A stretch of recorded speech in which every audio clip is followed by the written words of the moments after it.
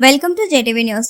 రైతు రుణమాఫీతో రైతుల ముఖాలలో ఆనందాన్ని నింపడమే కాకుండా ఈ అవకాశాన్ని రైతులు సద్వినియోగం చేసుకొని అధిక పంటలు పండించి రాష్ట్రాన్ని, రైతు కుటుంబాలను ఆర్థికంగా పటిష్టపరచడమే రాష్ట్ర ప్రభుత్వ ముఖ్య ఉద్దేశమని మేడ్చల్ మల్కాజిగిరి జిల్లా కలెక్టర్ గౌతమ్ అన్నారు. రైతు రుణమాఫీ రెండవ విడతలో భాగంగా జిల్లా వ్యవసాయ శాఖ ఆధ్వర్యంలో మంగళవారం మేడ్చల్ మల్కాజిగిరి జిల్లా కలెక్టరేట్ సమావేశ మందిరంలో ఏర్పాటు చేసిన రైతు రుణమాఫీ 2024 నిధుల విడుదల కార్యక్రమానికి ముఖ్య అతిథిగా విచ్చేసిన కలెక్టర్ రైతులకు చెక్కులు అందజేశారు.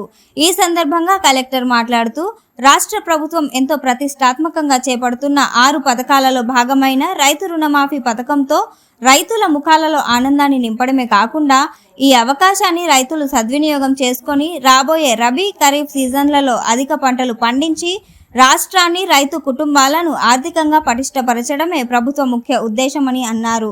ఈ రైతు రుణమాఫీ కార్యక్రమం పండగ వాతావరణంగా ఉందని కలెక్టర్ హర్షం వ్యక్తం చేశారు.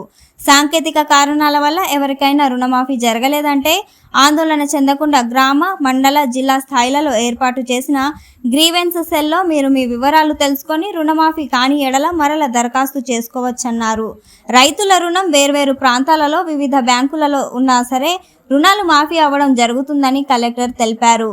ఎలాంటి వదంతులు నమ్మకుండా ప్రభుత్వం అందించే రుణమాఫీ అర్హులైన రైతులందరికీ అందుతుందనే నమ్మకంతో రైతులు ఉండాలన్నారు. రుణమాఫీ జరిగిన రైతులు వెంటనే రాబోయే రబీ, ఖరీఫ్ పంటలకు అవసరమైన రుణాలను రైతులకు అందించాలని లీడ్ బ్యాంక్ మేనేజర్ను, బ్యాంకర్లను కలెక్టర్ ఆదేశించారు.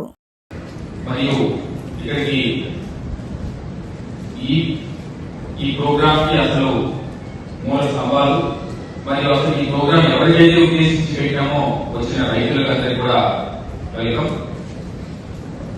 అలానే ఈ ప్రోగ్రామ్ కి చేసిన మీడియా ప్రతినిధులందరికీ కూడా నమస్కారం. మనకి ఈ ప్రభుత్వం వచ్చిన తర్వాత ఒకే విడతలో ఒకే సీజన్ లో 2 లక్షల వరకు రుణమాఫీ చేయడం అనేది ప్రభుత్వము వచ్చిన మొదట్లోనే చెప్పడం జరిగింది. ఆగస్టులోగా తప్పనిసరిగా చేస్తామని ప్రభుత్వం మాట్లాడడం జరిగింది. ఆ దాని ప్రకారమే జూలై 15న మనకి మార్గదర్శకాలు విడుదల చేయడం జరిగింది. ఎవరెవరికి రుణమాఫీ వర్తిస్తుంది, ఎవరెవరికి రుణమాఫీ ఎలా వేస్తారు, ఎలా ఫ్యామిలీ అనేది ఎలా గుర్తిస్తారు, ఏ బ్యాంక్స్ కవర్ అవుతాయి అవన్నీ కూడా మనకి జూలై 15న ప్రత్యేకించి తెలుగులో మార్గదర్శకాలు విడుదల చేయడం జరిగింది.